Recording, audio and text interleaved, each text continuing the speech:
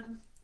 I am in a different setting today because I tried to go live on my phone. Let me see here. I'm not sure if what's going on here. Okay, now I can see myself. I tried to go live with my phone by my piano like I usually do, and I was getting some uh, weird things going on with the video, and then my phone I'm sure it was at like 70%, and then all of a sudden it was at 0%, and it's been acting kind of wacky today. We lost power around Volga for a couple of hours today, and so I don't think it has anything to do with that, but hopefully my phone is not dying, that I have to get a new one. But I thought I would come in here to my office, and I'm in front of my desk, and I'm going to do the Facebook Live from here. So this is September 30th. We are on the last day of the month, and so we're going to wrap up this series on music today. So I think I will read the verses that I picked out first, and then I'll talk about them. I picked today Acts 16:25 and 26. About midnight, Paul and Silas were praying and singing hymns to God, and the other prisoners were listening to them. Suddenly there was such a violent earthquake that the foundations of the prison were shaken. At once all the prison doors flew open, and everyone's chains came loose. So Paul and Silas, in spite of this terrible situation where they're in prison, they were praying and singing hymns to God.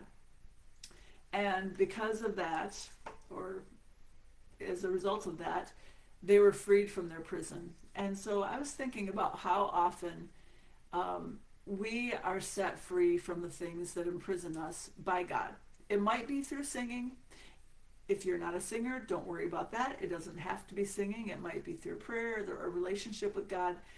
But a lot of times when we feel like we are imprisoned by something in our lives, whether it's health concerns or a mental illness like depression and anxiety like I have, we can be freed from that by God's power.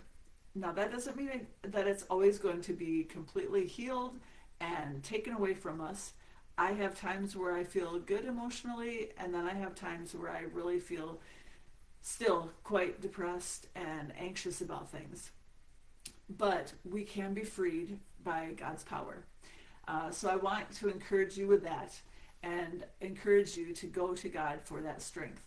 And music might be part of that. You might get some strength and some relief, some freedom from the things that are bothering you by spending time praying and singing to God.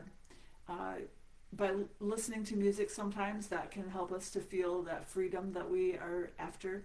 So I just encourage you to try that.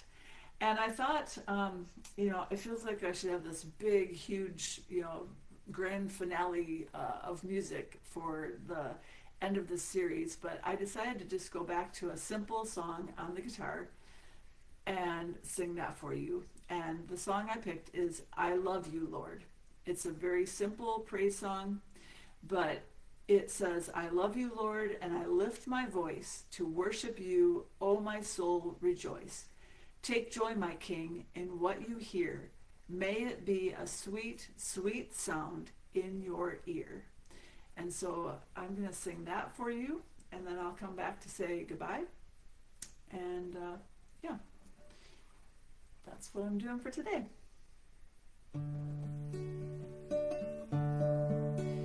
I love you, Lord, and I lift my voice to worship you, oh my soul, rejoice. Take joy, my King, in what you hear. May it be a sweet, sweet sound in your ear. I love you, Lord, and I lift my voice to worship you, oh my